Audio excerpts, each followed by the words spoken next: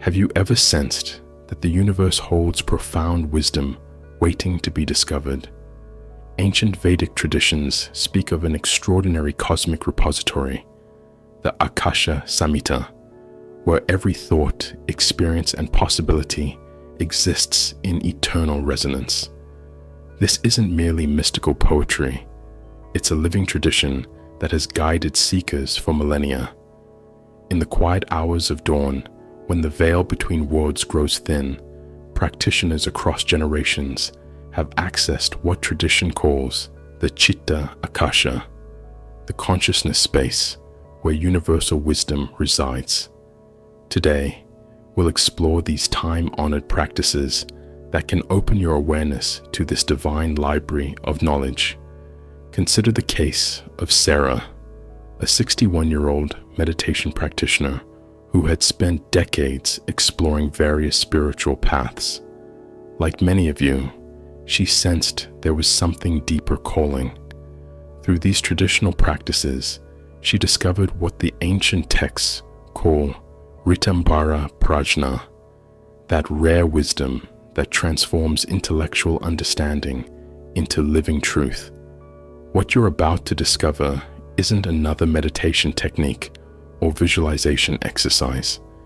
These are the sacred gateways that traditional wisdom has preserved for those ready to access deeper dimensions of consciousness. Whether you're a seasoned practitioner or someone who feels called to explore these depths, these ancient practices offer a proven path to what the texts call Antarika Anubhava, direct inner experience. Let me share with you the 3 sacred gateways that traditional wisdom identifies for accessing the Akashic records. The first is what the texts call Hridaya Dwara, the heart portal. This isn't about emotional feeling, it's about accessing what tradition calls Chitta Prasada, the clear lake of consciousness. Consider the case of Thomas, a 62-year-old spiritual seeker who practiced this first method. Before his meditation sessions, he would enter what the ancient ones called Antarika Mauna, a profound inner silence beyond ordinary quiet. This practice opened what tradition calls Jnana Netra, the eye of wisdom. Here's how to work with this first gateway. Begin your practice during what tradition calls Brahma Muhurta, the sacred hours before dawn. Sit in Vajra Asana, the diamond posture, or any comfortable meditation position. Allow your awareness to rest in the heart center while silently intoning what the texts call Akasha Bija, the seed sound of space. The second gateway reveals itself through what traditional wisdom calls Saraswati Mudra, a specific arrangement of breath and awareness. Consider the case of Elizabeth, a 59-year-old meditation teacher who discovered that this practice naturally led to what the texts describe as Ritambhava, spontaneous alignment with cosmic truth. This practice begins with what tradition calls Prana Samyama, conscious regulation of life force. Let your breath become subtle, like the ancient texts describe, as fine as a silk thread. This isn't forced breathing, it's what wisdom traditions call Sahaja Pranayama, natural breath refinement. Let me share with you a crucial understanding about this process. The ancient texts speak of Adhikara Bheda, different levels of readiness.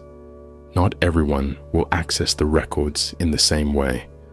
What matters is what tradition calls Shraddha, unshakable faith combined with persistent practice. Traditional wisdom speaks of certain signs that indicate proper alignment with these gateways. You might experience what the texts call Jyoti Darshan, seeing inner light, or Nada Anubhuti, hearing subtle inner sounds. These aren't imagination, they're what the ancient ones call Siddhanta Lakshana, signs of accomplishment. Now, let's explore the third gateway, what the ancient texts call Agya Chakra Dwara, the portal of divine perception. This gateway opens through what tradition describes as Shambhavi Mudra, a specific arrangement of awareness at the point between the eyebrows. Consider the case of Robert, a 64-year-old practitioner who discovered that this third method aligned perfectly with his established meditation practice. What he experienced wasn't ordinary visualization. It was what traditional wisdom calls Divya Drishti, subtle perception beyond the physical senses. Here's how to work with this third gateway. Begin with what the texts call Antarika Shuddhi, inner purification. Spend 24 minutes in silence, allowing your awareness to settle naturally at the third eye center. This isn't concentration, it's what tradition calls Sahaja Dharana, effortless focus. Let me share something crucial about accessing these records. The ancient texts speak of Adhikara Yoga, the principle of divine timing and readiness. You might find that one gateway resonates more strongly than others. This isn't coincidence. It's what tradition calls Swabhava Marga, the path aligned with your natural disposition. Traditional wisdom offers specific practices for maintaining clear access once established. The texts speak of Sadhana Chatushtaya, 4 essential disciplines. First, maintain what they call Chitta Prasadanam, clarity of consciousness through regular meditation. Consider the case of Patricia, a 58-year-old practitioner who found that consistent practice led to what tradition calls Sthita Prajna, established wisdom. Second, practice Satyabhava, alignment with truth in thought, word, and deed. This isn't moral rigidity. It's what the ancient ones called Ritu Anusarana, flowing with cosmic order. Third, cultivate Vairagya, divine detachment from outcomes. This allows what tradition calls Akasha Darshan, clear perception of the records without personal coloring. Fourth, maintain Shaucha, inner and outer purity, through what the texts call Sadhana Nishtha, unwavering dedication to practice. Remember, accessing these records isn't about gathering information. It's about what traditional wisdom calls Atma Bodha, self-realization. The ancient texts teach that true knowledge emerges through Antarika Anubhava, direct inner experience. As we conclude, let me share a final wisdom from the traditional teachings. The Akashic records aren't separate from your own consciousness. They are what the ancient ones called Sarva Jnana Kendra, the center of all knowledge that exists within you. Stay patient with your practice.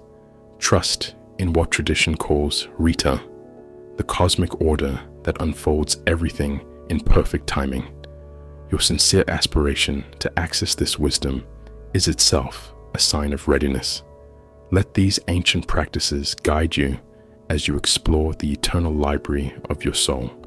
Remember, this journey unfolds uniquely for each seeker. What matters is what the texts call Shraddha Yoga, the union of faith and practice. Trust in the wisdom that has guided seekers for millennia, while honoring your own unique path of unfoldment.